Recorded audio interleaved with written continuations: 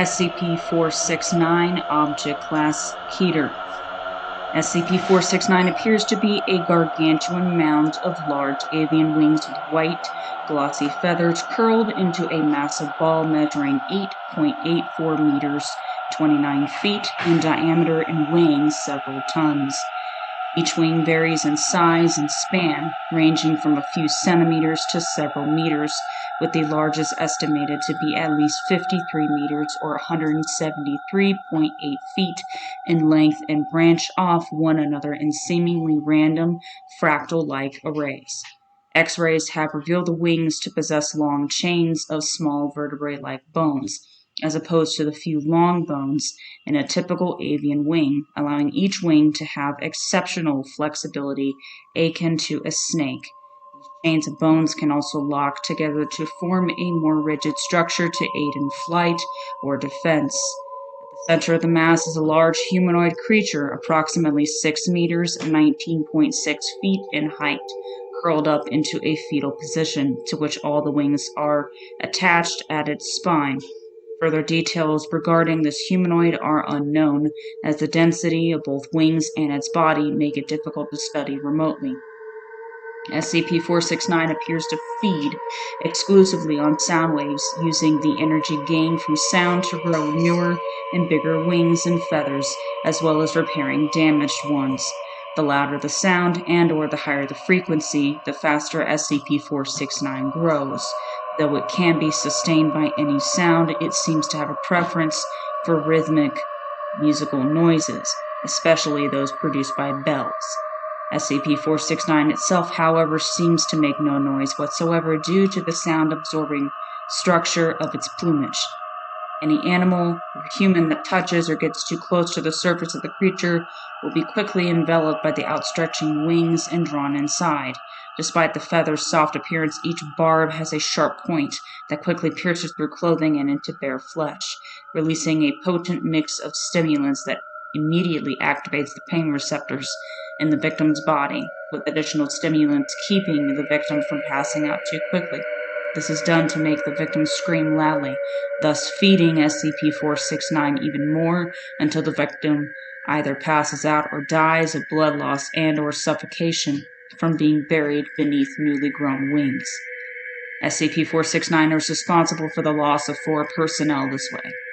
Touching SCP-469 with dead or non-living objects does not have the same effect, though it actively resists any attempt to physically penetrate its core body. All termination methods of SCP-469 have been unsuccessful.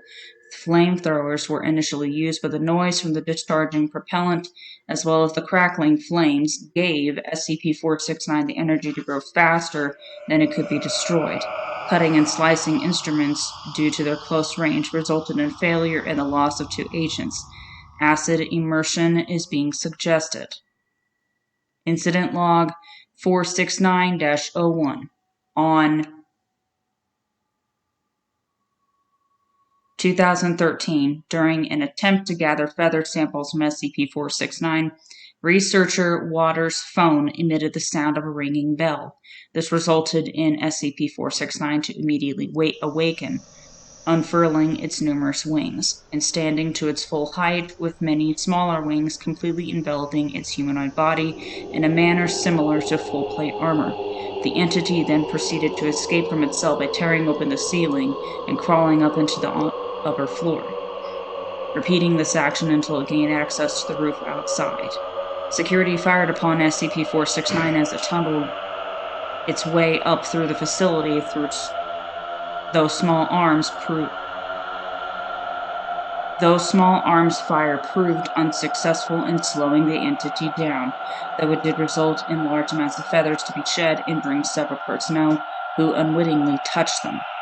Once on the rooftop, SCP-469 raised its arms over its head, leapt into the air, and began flying straight up into the sky, initially reaching speeds of over 1,200 miles per hour. The resulting shockwave causing further damage to the facility rooftop as its wings propelled it into the air.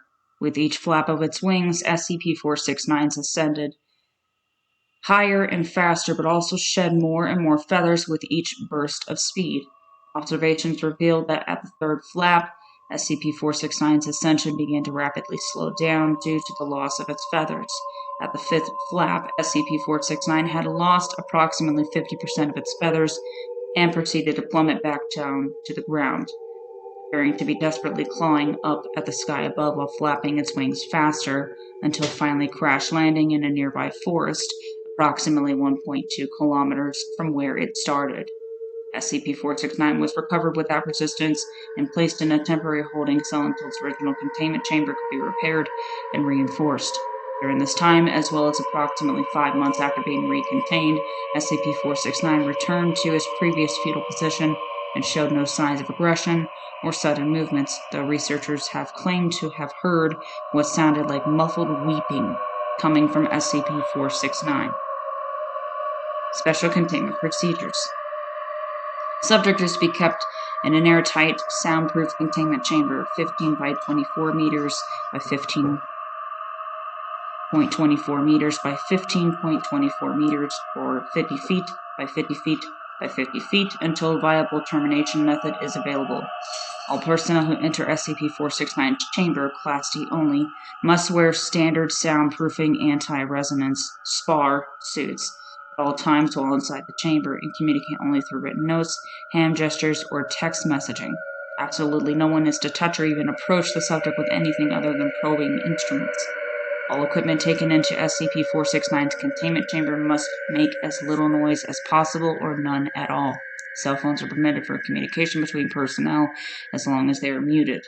Absolutely no bells will be rung anywhere near SCP-469, no less than 15.24 meters, including alarms and recordings of bells.